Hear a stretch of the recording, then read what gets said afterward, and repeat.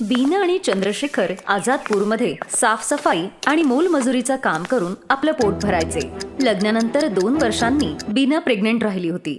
दोघेही नवरा बायको या गोष्टीमुळे खूप खुश होते आणि अगदी आतुरतेने या बाळाची ते वाट पाहत होते. एका संध्याकाळी ते दोघेही जेव्हा काम संपवून घरी येत होते तेव्हा रेल्वे ट्रॅक क्रॉस करत असताना चंद्रशेखरचा पाय त्या ट्रॅकमध्ये अडकला गेला. अगं अगं हा माझा पाय. आ आ अहो, हे काय झालं? लवकर बाहेर काढा ना पाय. अगं मी काढतोय पण येतच नाहीये हा पाय. बीना पण त्याची मदत करण्याचा प्रयत्न करते पण त्याचा पाय बाहेरच येत नव्हता आणि त्याच वेळी त्यांना ट्रेनचाही आवाज येतो. अहो, लवकर काढा, ट्रेन पण येतेय. मला असं वाटतंय आता माझी जायची वेळ आलीये. तू इथून जा बिना. माझ्यासारख्या कमनशिबी माणसाला बाळाचं तोंड न बघताच या दुनियेतून जावं लागतंय. नाही, असं म्हणू नका हो. मी तुमच्याशिवाय कशी काय राहू शकेन? मी पण तुमच्या बरोबर इथेच रेल्वेखाली जीव देईन. नाही, आपल्या बाळासाठी तुला जगायला पाहिजे बिना. तू जा आधी इथून. तुला आपल्या होणाऱ्या बाळाची शपथ आहे बिना. जशी बीना तिथून जाते ट्रेन समोरून येऊन चंद्रशेखरला धडक देऊन पुढे निघून जाते. बीनाच्या डोळ्यासमोर तिच्या नवऱ्याचा मृत्यू होतो आणि एका क्षणात होत्याचं नव्हतं होऊन जातं. चंद्रशेखरच्या जाण्यानंतर बीना अगदी एकटी झाली होती. ती एकटीच त्या बाजारात जायची आणि तिथलं काम करून घरी यायची. त्यातूनच जी काही कमाई व्हायची त्यात ती आपलं पोट भरायची. एकदा बीना घनश्यामला काही कांदे फेकत असताना बघते. अहो घनश्याम दादा, तुम्ही हे काय करताय? काय नाही ताई, जे खराब झालेले कांदे आहेत ना ते फेकून देतोय. दादा, तुम्हाला चालणार असेल तर फेकलेले कांदे तुम्ही मला देऊ शकता का? माझ्या गरिबाचं काम होऊन जाईल त्याच्यात. अहो पण ताई, या खराब झालेल्या सडलेल्या कांद्यांचं तुम्ही काय करणार आहात? ते मी तुम्हाला नंतर सांगेन. तुम्ही हे फेकणारे कांदे मला द्या बरं आधी. ठीक आहे ताई, देऊन जा तुम्ही. तसंही ते काही माझ्या कामाचे नाहीयेत. मग बीना त्या खराब झालेल्या कांद्यांना एका पिशवीत घालते आणि संध्याकाळी ती आपल्या घरी घेऊन येते आणि त्यातले काही चांगले असलेले कांदे ती बाजूला काढून ठेवते आणि जे खूपच खराब झालेले होते ती आपल्या घराच्या मागच्या अंगणाच्या जमिनीत पेरून ठेवते. दुसऱ्या दिवशी सकाळी कामावर जाण्याआधी बीना काही कांदे कापून ते पिठामध्ये मिसळून त्याच्यातच ओवा, मीठ, तिखट घालून स्वतःसाठी पराठा बनवते. ती स्वतः खाते आणि काही पराठे ती घनश्यामसाठी सुद्धा घेऊन जाते. हे घ्या घनश्याम दादा, मी काल तुमच्याकडून जे कांदे घेऊन गेले होते ना त्याच्यातूनच मी हे कांद्याचे पराठे बनवलेत. तुम्ही पण खाऊन बघा. बीनाताई, आपल्या गरिबांच्या नशिबात कुठं आलंय पंचपक्वान्न? मग त्याचा कशाला कंटाळा येईल? बरं आणा, तुम्ही एवढ्या प्रेमाने ते कांद्याचे पराठे बनवून आणलेत, खाऊन बघतो. घनश्यामला बीनाने केलेले ते कांद्याचे पराठे खूप आवडतात. असेच काही दिवस निघून जातात. बीनाला आता 7वा महिना लागला होता, ज्यामुळे तिला काम करणं मुश्किल झालं होतं आणि त्यामुळे तिला घरात खायलाही काही मिळत नव्हतं आणि एक दिवस घरातलं सगळं राशनही संपून जातं. अरे देवा, एक वेळ मी उपाशी राहू शकेन, पण माझ्या पोटात असलेलं हे बाळ, त्याला कसं उपाशी ठेवू? माझ्या अशा परिस्थितीत मला कोणी कामही द्यायला तयार नाहीये. अरे हो, मागच्या जमिनीत मी थोडे कांदे लावले होते ना, ते तयार झाले असतील तर काढून टाकते. बीना त्या कांद्यांना काढून आणते आणि शेजारच्यांकडून थोडं पीठही घेऊन येते आणि मग त्याचेच ती चवदार कांद्याचे पराठे बनवते आणि त्या पराठ्याच्या सुवासाने तिची शेजारीण आरती सुद्धा तिथे येते. अगं वा बीना, तुझ्या घरातून तर खूपच छान वास येतोय ग. एवढं काय बनवलंय चविष्ट तू? काही नाही होत आई, हे कांद्याचे पराठे बनवलेत. या ना, तुम्ही पण खाऊन बघा, कसे झालेत ते सांगा. वा वा वा, काय चव आहे ग बीना तुझ्या हाताला. एवढे चांगले पराठे तर हॉटेलमध्ये पण मिळणार नाहीत. मी तर म्हणते तू या पराठ्याची एक गाडी लाव आणि ते विकायला सुरुवात कर. 4 पैसेही मिळतील तुला. देवाने जर तुझ्या हाताला एवढी चांगली चव दिलीये तर त्याचा उपयोग कर. आरतीचं बोलणं बीनाने चांगलंच मनावर घेतलं आणि त्या कामाच्या मदतीसाठी ती घनश्यामकडे जाते. घनश्यामकडे एक जुनी हातगाडी होती ज्याच्यावर तो गल्लोगल्ली जाऊन कांदे विकायचा. पण जेव्हापासून त्याने मंडईत दुकान घेतलं होतं तेव्हापासून ती हातगाडी पडूनच होती आणि घनश्याम ती हातगाडी बीनाला द्यायला तयार होतो. हे घ्या बीनाताई, आता मी हिला एकदम नवीन सारखी केलीये.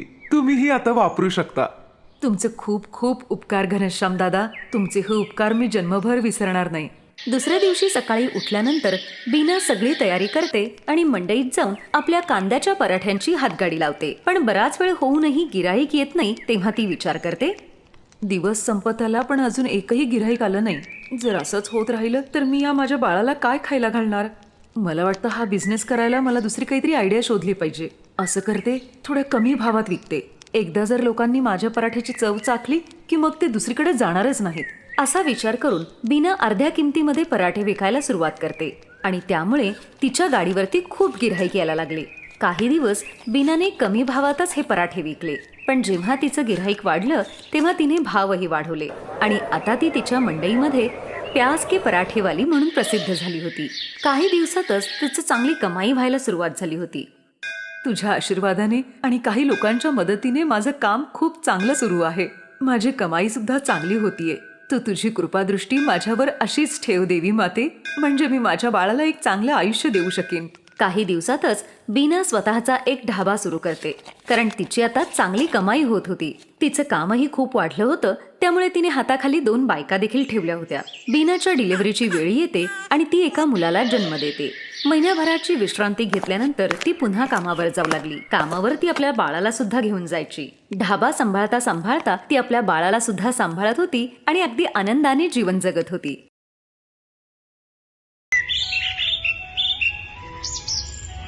माधवपूर नावाच्या गावात संदीप नावाचा एक व्यक्ती आपली बायको अंजू बरोबर एका मोठ्या घरात राहत होता. त्या दोघांना एकच मुलगा होता, मयंक, जो परदेशात नोकरी करत होता. खूप वर्षांनी मयंक आता आपल्या घरी येणार होता आणि या बातमीमुळे संदीप आणि अंजू खूप खुश होते आणि ते अगदी आतुरतेनं त्याची वाट बघत होते.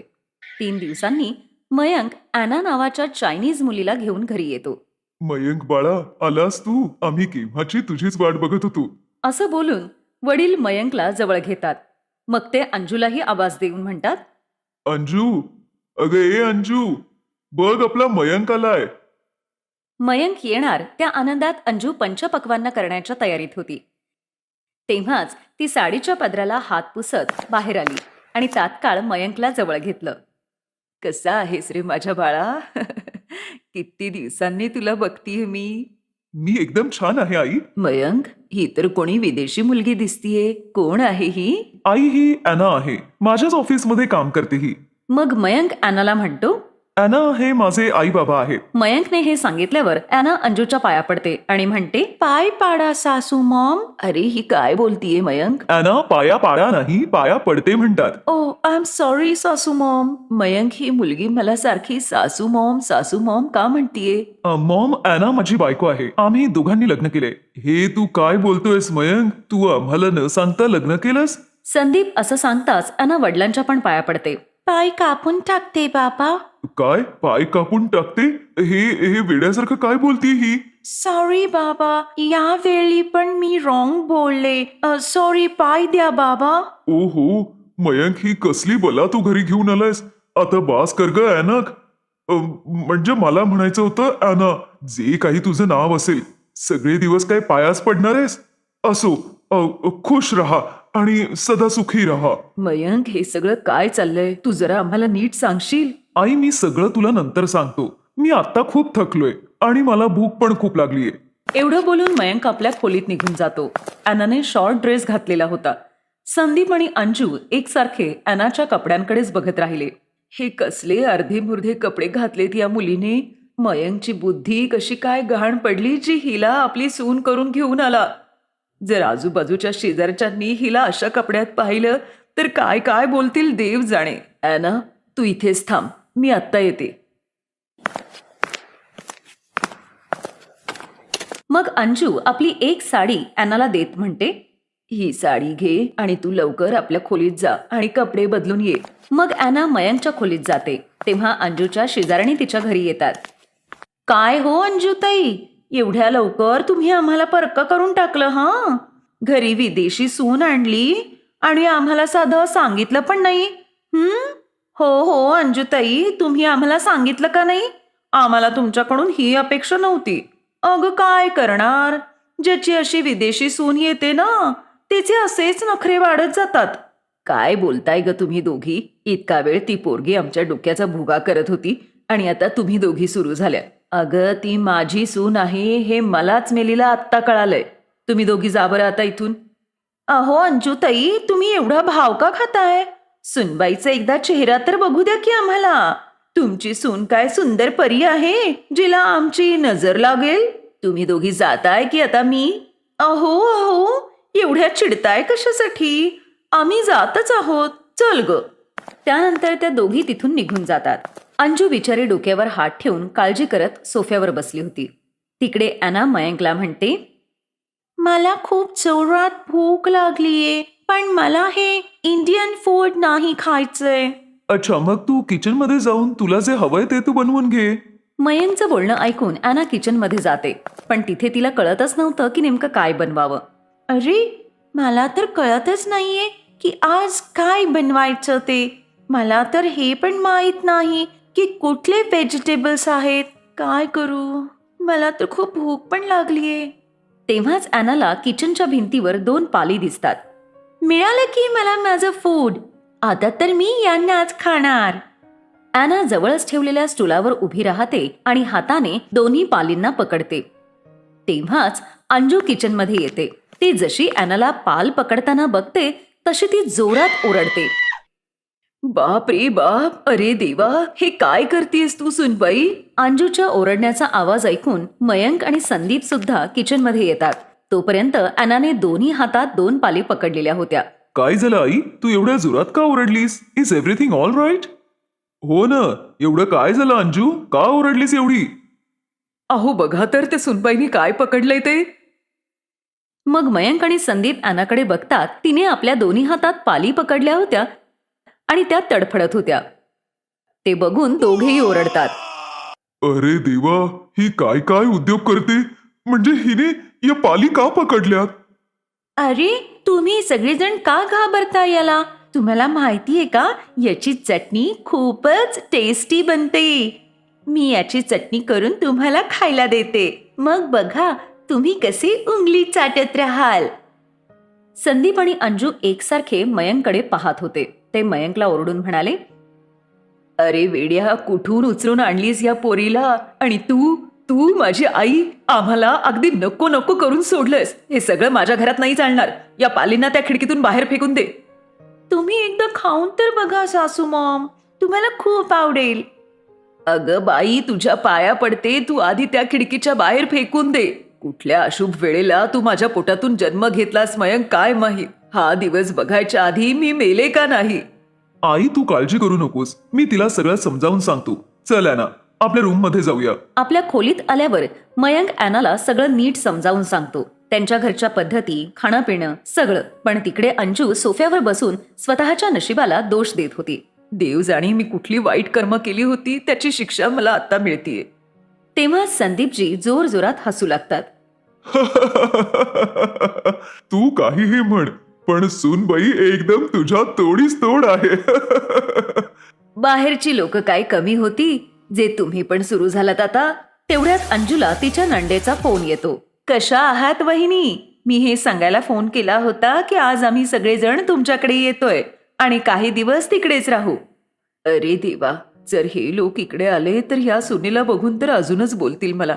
काही क्षण विचार केल्यानंतर ती म्हणते, अहो ते काय आहे ना सुमन वंश, आम्ही 2 आठवड्यासाठी बाहेर फिरायला जातोय. मला त्याची सगळी तयारी करायची आहे. मी नंतर तुमच्याशी बोलते. हा, तू कधीपासून खोटे बोलायला लागली संजू? मग काय करू मी? आधीच या सुनेनी येऊन इथं माझं बीपी वाढवलंय. त्यातून हे सगळे नातेवाईक येऊन अजून आपलीच मजा मस्करी करतील. या पुढचं आयुष्य हिच्याबरोबर कसं राहायचं आता तेच कळत नाहीये. तेवढ्यात ॲना एक सुंदर साडी नेसून हातात चहाचा कप घेऊन अंजूकडे येते आणि म्हणते, सासू मॉम, मी तुमच्यासाठी चहा करून आणला आहे. अहो, ही आपली सून ॲनाच आहे ना? येस सासू मॉम, मी तुमची सून ॲनाच आहे. मला मयंकने सगळं समजावून सांगितलंय. इथले रीतिरिवाज, खाणं पिणं, कपडे सगळं. याआधी माझ्याकडून चूक झाली त्याबद्दल सॉरी. आतापासून मी तुम्हाला कंप्लेंटची एकही संधी देणार नाही. ऍक्च्युली माझे मॉम अँड डॅड नाही आहेत. मी अनाथ आहे, त्यामुळे मला हे सगळं माहीतच नाही. पण हळूहळू मी सगळं शिकायचं ट्राय करेन. ॲनाचं हे बोलणं ऐकून संदीप आणि अंजू भावूक होतात आणि अंजू तिला जवळ घेते. आम्हाला कल्पनाच नव्हती की आमची सुनबाई इतकी छान आहे. बाळा, तू काळजी करू नकोस. हळूहळू मी तुला सगळं समजावेन. मग अंजू ॲनाला सगळं काम शिकवू लागली. काही दिवसातच ॲना भारतीय जेवण, इथले रीतिरिवाज शिकते. सगळं काही छान चालू असतं आणि सगळेजण एकत्र आनंदाने जीवन जगतात. Best buddies. हॅलो मित्रांनो, हा व्हिडिओ पाहिल्याबद्दल धन्यवाद. जर तुम्हाला हा व्हिडिओ आवडला असेल तर कृपया लाईक, सबस्क्राईब आणि कमेंट नक्की करा.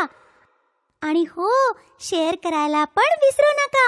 अजून असेच मजेदार व्हिडिओ पाहण्यासाठी खाली दिलेल्या घंटीला दाबा.